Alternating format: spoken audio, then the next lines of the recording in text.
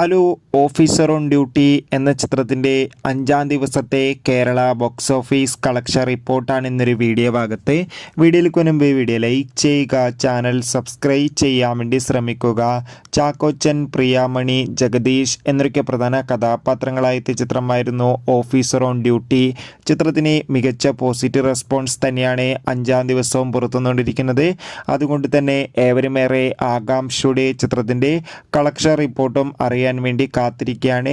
Finally ഇപ്പോൾ ഇതാ officer on duty എന്ന ചിത്രത്തിൻ്റെ 5-ാം ദിവസത്തെ കേരള ബോക്സ് ഓഫീസ് കളക്ഷൻ റിപ്പോർട്ടൊക്കെ പുറത്തുവന്നിരിക്കുകയാണ്.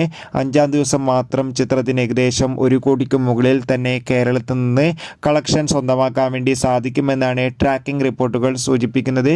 എന്തായാലും കാത്തിരിക്കാം നമുക്ക് ചിത്രത്തിൻ്റെ കൂടുതൽ ബോക്സ് ഓഫീസ് കളക്ഷൻ റിപ്പോർട്ടിനായി.